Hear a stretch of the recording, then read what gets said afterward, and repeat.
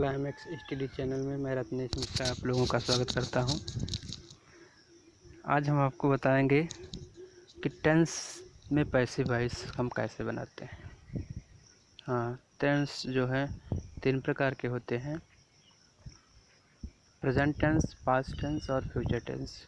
तो टेंस पर आधारित सेंटेंस को हम पैसिव वॉइस कैसे बनाते हैं, क्योंकि वॉइस 2 प्रकार के होते हैं, एक्टिव और पैसिव।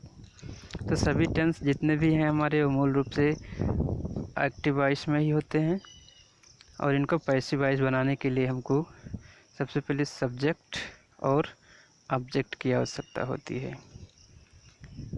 आगे देखिए, प्रेजेंट इंडेफिनिट टेंस के अंतर्गत एक्टिव से पैसिव वॉइस बनाना।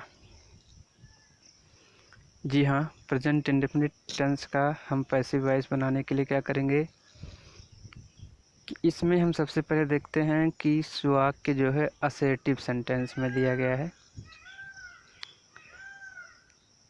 ऐसे वाक्य जिनमें किसी बात या कार्य का करना या होना स्वीकार किया जाता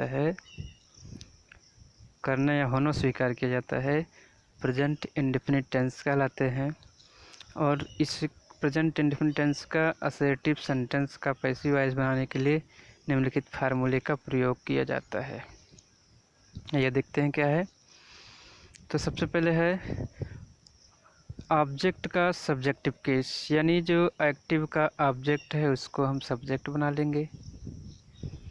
फिर प्रेजेंट इंडेफिनिट में इज आर एम का प्रयोग, तो यहाँ हम जानते हैं आई के साथ हम एम लगाएंगे, सिंगुलर सब्जेक्ट के साथ इज का प्रयोग होगा, और प्लूरल सब्जेक्ट के साथ आर का प्रयोग होगा। ठीक, तो ऑब्जेक्ट का केस हो गया आपका सब्जेक्टिव, इज आर एम हो गया, सिंगुलर के साथ इज, प्लूरल के साथ आर, आई के साथ एम, और सभी में वर्ब का थर्ड फॉर्म का प्रयोग किया जाता है, वर्ब की थर्ड फॉर्म।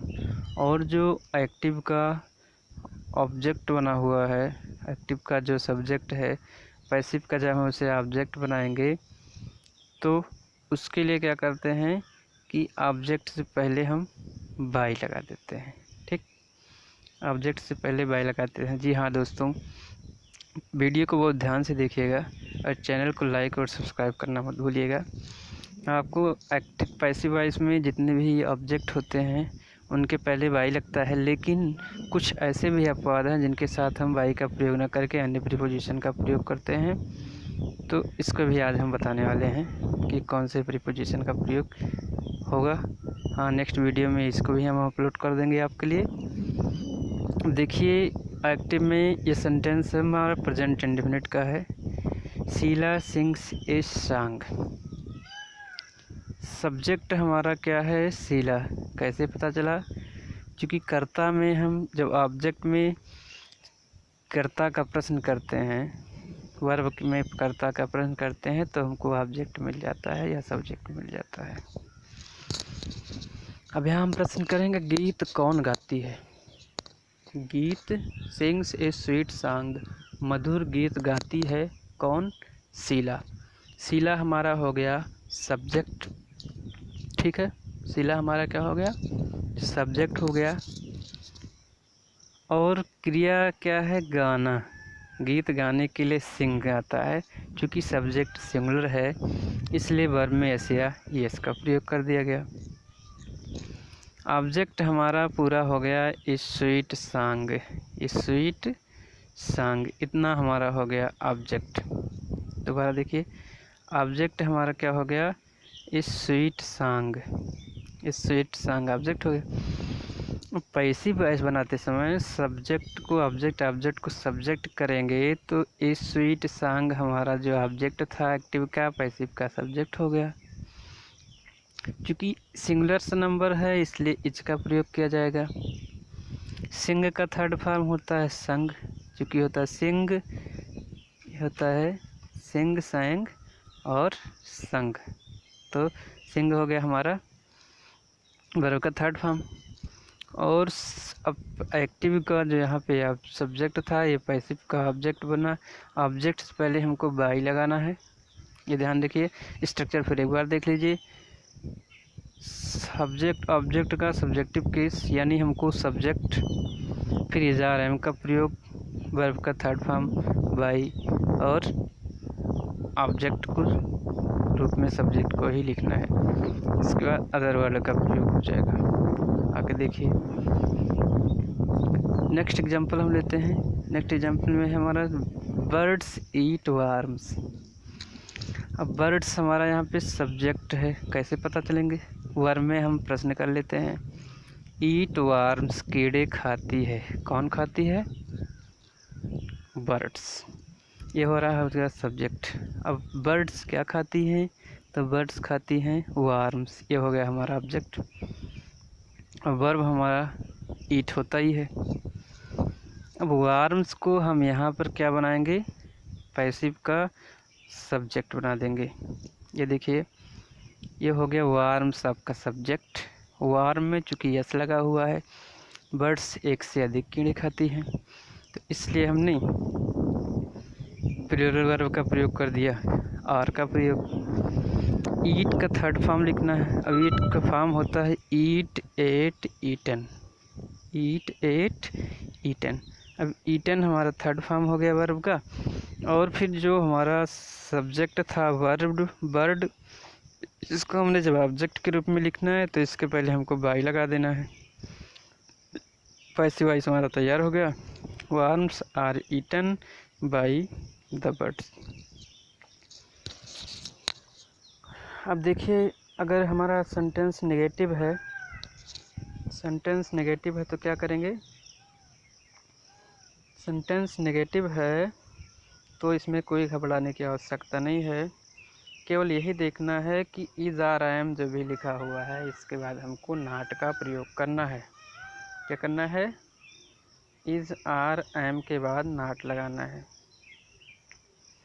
जब किसी वाक्य में किसी तथ्य को अस्वीकार किया जाता है तो नेगेटिव सेंटेंस होता है।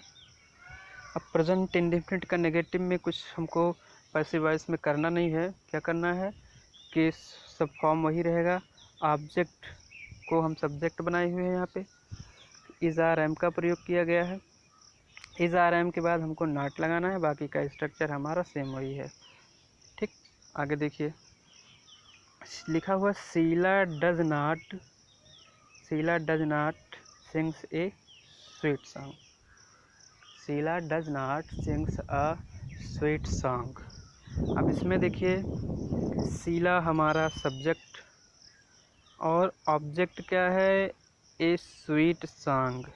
ए स्वीट सॉन्ग ऑब्जेक्ट है। डज को हमको रिमूव करना है, और जब हम पैसिव वॉइस बनाएंगे तो डज के स्थान पे इज़, आर, एम का प्रयोग किया जाएगा, क्योंकि जो ऑब्जेक्ट हमने एक्टिव का ऑब्जेक्ट लिया है वो देखना है जब हम सब्जेक्ट बनाएंगे तो सिंगुलर होता है या प्लूरल होता है। इस स्वीट सॉन्ग हमने यहाँ पे आपको ले लिया क्या? सब्जेक्ट के रूप में। अभी स्वीट सॉन्ग हमारा सिंगुलर है तो हम इस का प्रयोग कर लेंगे, और डस को रिमूव किया गया, यहाँ पे नॉट का प्रयोग कर लेंगे। ठीक, तो हमारा सब्जेक्ट हो गया, वर्ब हो गया, एडजेक्टिव नॉट हो गया। इसके बाद हमारा वर्ब का थर्ड फॉर्म आएगा सिंग, सैंग, संग हो गया, और ऑब्जेक्ट हमारा है बाई। बाई के पहले हमने लगा दिया प्रीपोजिशन, शीला के पहले बाई का। इसी तरह से दूसरा सेंटेंस दिया गया है। दूसरा सेंटेंस है आपका एक्टिव वॉइस में, birds do not eat worms. अब यहाँ हम जानते हैं कि डू का प्रयोग किसके साथ होता है? डू का प्रयोग प्लूरल के साथ होता है, और डज का प्रयोग किसके साथ होता है? तो डज का प्रयोग हमारा सिंगुलर के साथ होता है। अब यहाँ पे देखिए, वार्म्स हमारा प्लूरल है तो इसके साथ हमको आर लगाना है, और वार्म बर्ड्स हमारा यहाँ प्लूरल था तो इसके लिए हमने डू का प्रयोग किया। किसका प्रयोग किया? डू का प्रयोग किया। देखिए दोबारा, birds do not eat warms. Warms हमारा हो गया यहाँ पे ऑब्जेक्ट। वार्म्स क्या हो गया? ऑब्जेक्ट। अब वार्म्स ऑब्जेक्ट को हमने उठा लिया, सब्जेक्ट पैसिव का करेंगे। वार्म्स चूँकि ये प्लूरल है तो आर और डू नॉट को हटा के आर नॉट हमने प्रयोग कर लिया। वर्ब का थर्ड फॉर्म ईट, एट, ईटन, और बर्ड्स को हमने जब ऑब्जेक्ट किया तो इसके पहले हमने बाई लगा दिया। ये हो गया आपका प्रेजेंट टेंस। अब प्रेजेंट टेंस में घबराने की आवश्यकता है नहीं। अगर हम इंट्रोगेटिव का सेंटेंस बनाते हैं तो भी हमारा अगर डू और डज का प्रयोग किया गया है तो हमको इज, आर, एम का प्रयोग किया जाएगा। देखना यह है कि सेंटेंस फर्स्ट टाइप इंट्रोगेटिव है या सेकंड टाइप इंट्रोगेटिव है। अगर फर्स्ट टाइप इंट्रोगेटिव है तो क्वेश्चन वर्ड हमारा ऐसे रहेगा। क्वेश्चन वर्ड के हमको ठीक बाद इज, आर, एम का प्रयोग कर देना है। इज, आर और एम का प्रयोग कैसे किया जाएगा? आगे का जो सेंटेंस में एक्टिव में जो सब्जेक्ट है उसके अनुसार इज, आर, एम का प्रयोग। बाकी का स्ट्रक्चर हमारा वही चलेगा। ठीक, आगे देखिए, प्रेजेंट कंटीन्यूअस टेंस दिया गया है। प्रेजेंट कंटीन्यूअस टेंस, तो प्रेजेंट कंटीन्यूअस टेंस में हमको इज, आर, एम के साथ बीइंग का प्रयोग किया जाता है। हेल्पिंग वर्ब, ये ध्यान देना है केवल, बाकी और कुछ ध्यान नहीं देना है। इज, आर, एम के साथ बीइंग लगाते हैं प्रेजेंट इंडेफिनिट टेंस में। आगे सीधा सा आप स्ट्रक्चर देख लीजिए। स्ट्रक्चर में हमको जो एक्टिव का ऑब्जेक्ट था उसको हमको सब्जेक्ट बनाना है, इज, आर, एम का प्रयोग करना है। जो भी सब्जेक्ट बनेगा, अगर आई है तो एम लगाना है, सब्जेक्ट सिंगुलर है तो इज लगाना है, सब्जेक्ट प्लूरल है तो आर लगाना है। अब इसके बाद हमको क्या लगाना है? अपनी तरफ से बीइंग लगा देना है। ठीक, और बीइंग लगाने के बाद बाकी का स्ट्रक्चर आपका जो भी चलेगा वही होगा। बीइंग लगाने के बाद वर्ब की third form other word by plus object का प्रयोग कर लेते हैं। आगे देखिएगा सेंटेंस। अब एक एग्जांपल हम लेते हैं। एग्जांपल लिया हमने, एग्जांपल हमने ले लिया ये, he is praising me. He is praising me. Me हमारा यहाँ पे ऑब्जेक्ट है, इसको सब्जेक्ट बना लिया हमने आई। अब आई के साथ हमने बताया आई एम बीइंग का प्रयोग कर लिया जाएगा, और वर्ब का थर्ड फॉर्म प्रेज का प्रेज्ड हो जाएगा, और ही का सब्जेक्ट, ही सब्जेक्टिव केस है, ही का ऑब्जेक्टिव केस हिम हो जाएगा, और हिम के पहले हमको लगा देना है बाई। ये हो गया हमारा क्लियर। अब हमें प्रेजेंट परफेक्ट टेंस देखिए।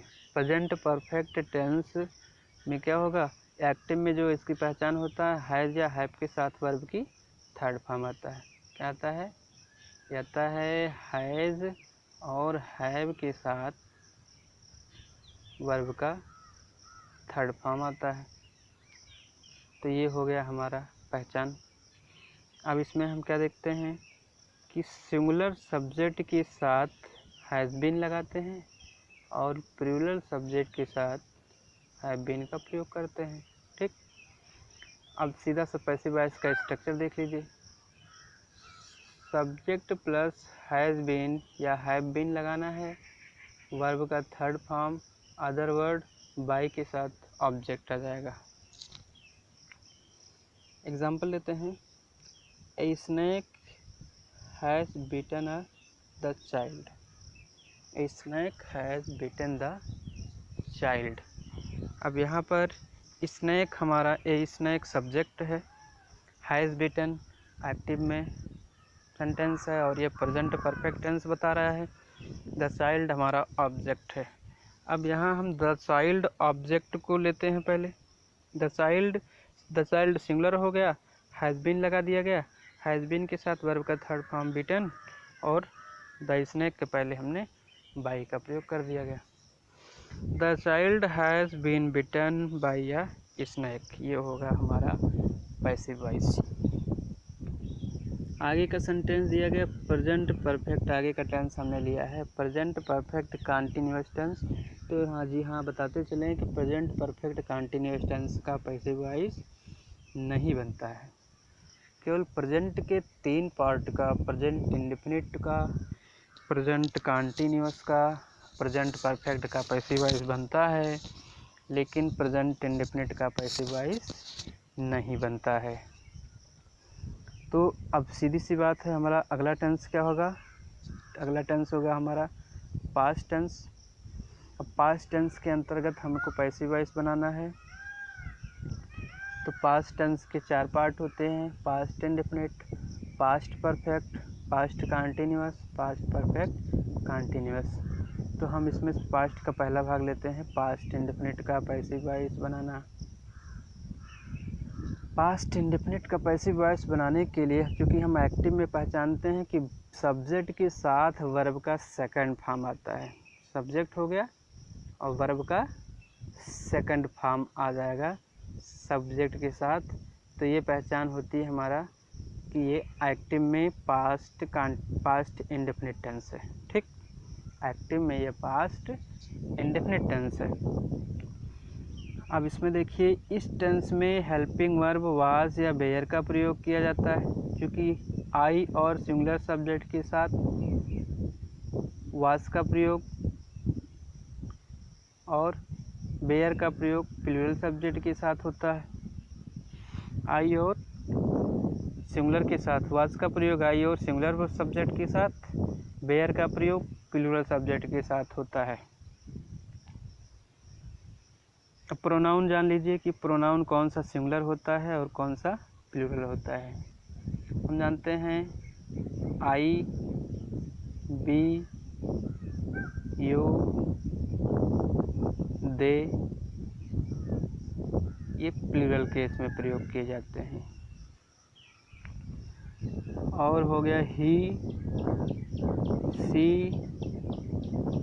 इट और किसी का नाम हो, जैसे हो गया हमारा राम, ये सिंगुलर में प्रयोग किए जाते हैं। ठीक है, तो प्रोनाउन को 2 केस, सिंगुलर केस और प्लूरल केस। प्रोनाउन के इंग्लिश में 2 ही केस होते हैं, एक सिंगुलर केस होता है और दूसरा प्लूरल केस होता है। हाँ, अब देखिए आगे की पास्ट टेंस में क्या करना है। स्ट्रक्चर हमारा हो गया, ये है स्ट्रक्चर। स्ट्रक्चर में हो गया हमारा सब्जेक्ट के साथ हेल्पिंग वर्ब वाज वेयर लगाना है। वर्ब का थर्ड फॉर्म अदर वर्ड के साथ बाई प्लस ऑब्जेक्ट का प्रयोग किया जाएगा। ठीक, एग्जाम्पल लेते हैं, the cat killed the mouse. The cat killed the mouse, पहचान हो गया हमारा। किल्ड द माउस, चूहे को मार दिया। किसने मारा? The cat. तो ये हो गया हमारा द कैट सब्जेक्ट हो गया, कौन मारा गया? चूहा मारा गया, ये ऑब्जेक्ट हो गया, और किल्ड हमारा हो गया वर्ब हो गया। अब पैसिव वॉइस में हमको द माउस को सब्जेक्ट बनाना है, तो द माउस को हमने सब्जेक्ट बना दिया। द माउस, अब माउस क्या है? सिंगुलर है, तो सिंगुलर के साथ वाज लगा दिया। अगर यहाँ पे प्लूरल होता तो हम वेयर का प्रयोग कर लेते। The cat, the mouse was, verb का थर्ड फॉर्म टिल्डे लगाएंगे, और द कैट के पूर्व हमने ऑब्जेक्ट बनाया द कैट को, तो इसके पहले हमने बाई का प्रयोग कर दिया। एग्जाम्पल हमारा पूरा हो गया, the mouse was killed by the cat. आगे देखिएगा, नोट दिया हुआ है एक। जी हाँ दोस्तों, ये वीडियो हमारे द्वारा ही बनाया जा रहा है और इसमें नोट तो हमें ही नहीं तैयार किया है। यदि एक्टिव वॉइस के 2 ऑब्जेक्ट हों, यदि एक्टिव वॉइस के 2 ऑब्जेक्ट हों, तो पैसिव वॉइस बनाते समय उनमें से एक ऑब्जेक्ट को हम सब्जेक्ट बनाते हैं और दूसरा ऑब्जेक्ट वहीं हम रहने देते हैं, उसको मूल रूप में रहने देंगे, उसमें कोई परिवर्तन नहीं करते हैं।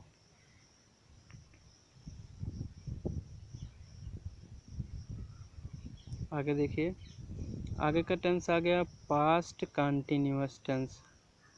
Past continuous tense, past continue, जैसा कि पीछे आपने बताते चलें कि अगर हमारा नेगेटिव सेंटेंस है पास्ट का इंडेफिनिट में, तो इसमें हमको वाज नॉट लगाना है। क्या लगाना है?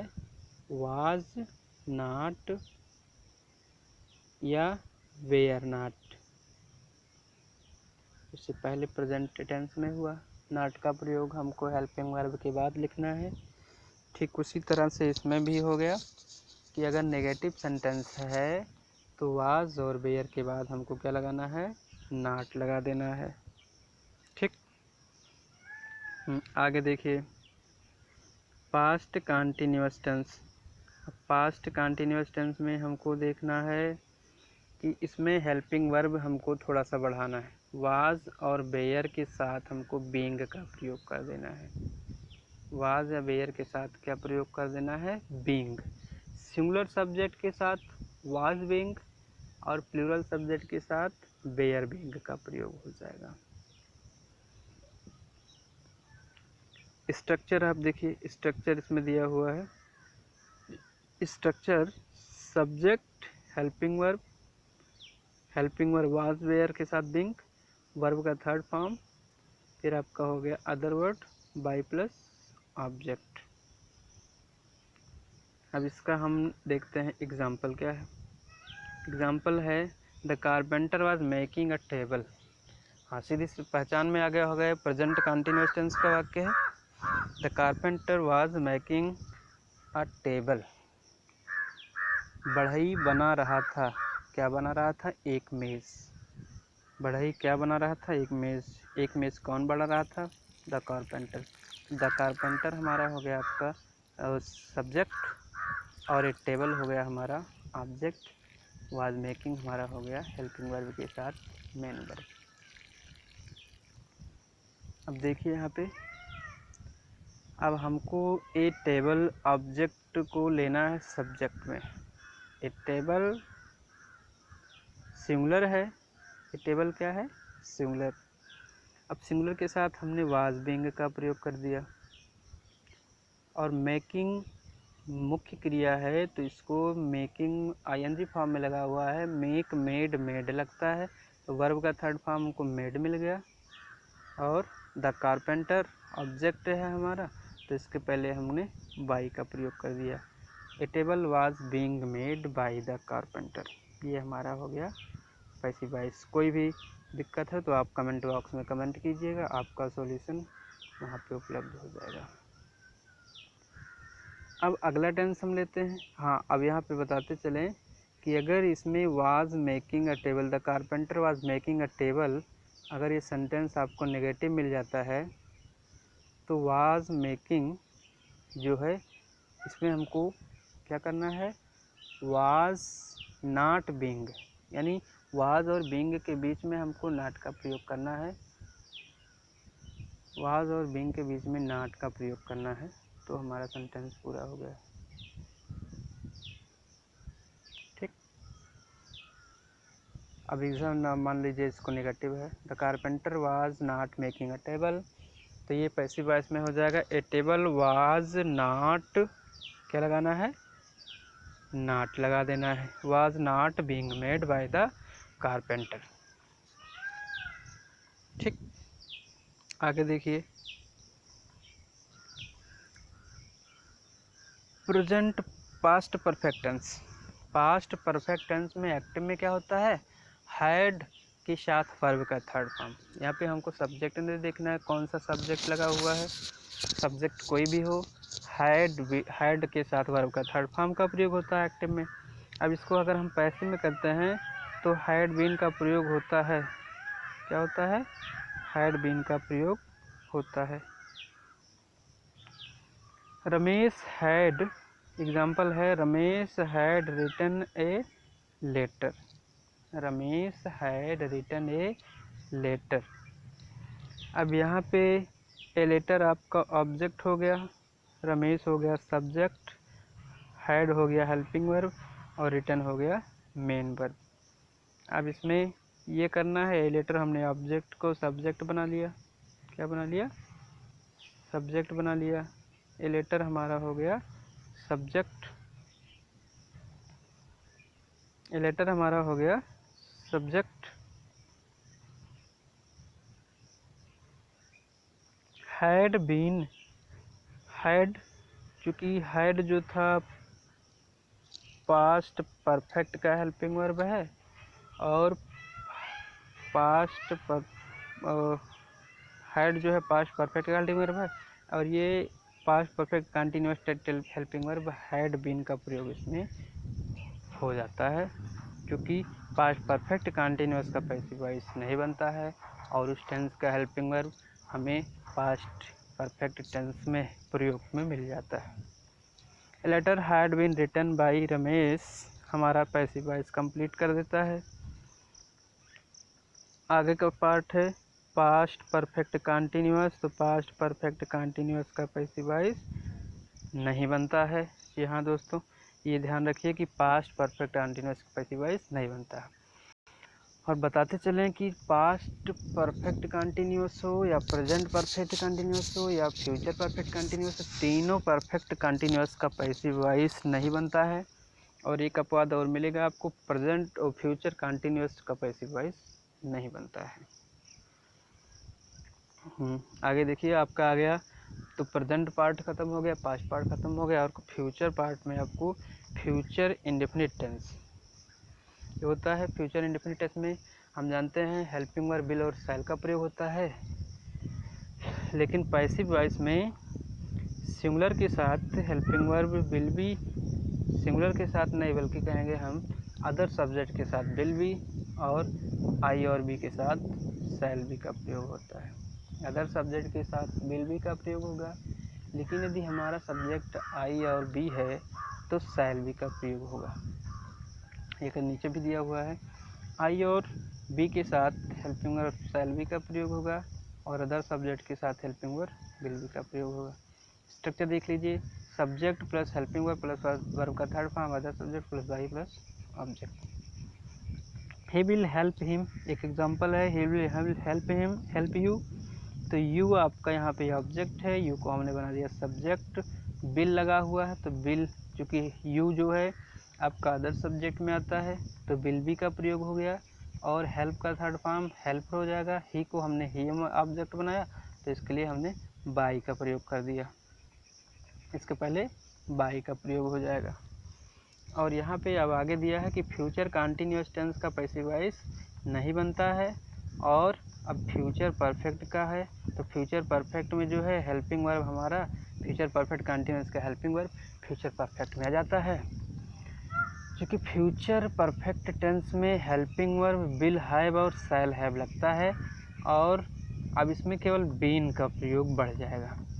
हेल्पिंग वर्ब में विल हैव बीन हो जाएगा और शैल हैव बीन हो जाएगा। अब इसका प्रयोग विल हैव बीन का अदर सब्जेक्ट के साथ और शैल हैव बीन का आई और बी के साथ किया जाता है। और एग्जांपल लेते हैं, एग्जांपल देखिए, एग्जांपल में है they will have finished the work, they will have finished the work, वे कार्य समाप्त कर चुके होंगे, वे कार्य समाप्त कर चुके होंगे। विल हैव का प्रयोग आया है, दे हमारा सब्जेक्ट हो गया, द वर्क ऑब्जेक्ट हो गया, द वर्क ऑब्जेक्ट को पैसे में हमने सब्जेक्ट बना दिया। अब ये चूँकि हमारा सिंगुलर वर्ब ही हो, सिंगुलर सब्जेक्ट ही होगा तो will have been, will have के स्थान पर will have been, finished third form लिखा ही है तो फिनिश्ड थर्ड फॉर्म ही सेम ही रहेगा और दे का ऑब्जेक्ट हमको देम मिल जाएगा और देम के पूर्व हमको बाई लगाना है। और अब आगे देखिएगा, अब आगे क्या है कि फ्यूचर परफेक्ट कंटिन्यूअस टेंस का पैसिव वॉइस नहीं बनता है, फ्यूचर परफेक्ट कंटिन्यूअस टेंस का पैसिव वॉइस नहीं बनता है और इसी के साथ टेंस पर आधारित पैसिव वॉइस समाप्त होता है। अगले वीडियो में हम आपको नोट करते हैं कि बाई के अलावा और किन प्रीपोजिशंस का प्रयोग पैसिव वॉइस में होता है जो कि अपवाद के रूप में मिलता है और इसको हम बहुत ही विस्तार से बताएंगे आपको। जी हाँ दोस्तों, like and subscribe my channel climax study bye Ratnesh Mishra और मोबाइल नंबर हमारा दिया गया है दोस्तों, आप इस पर अपना कमेंट बॉक्स, अपना कोई भी शिकायत है तो इस पर आप भेज सकते हैं। धन्यवाद।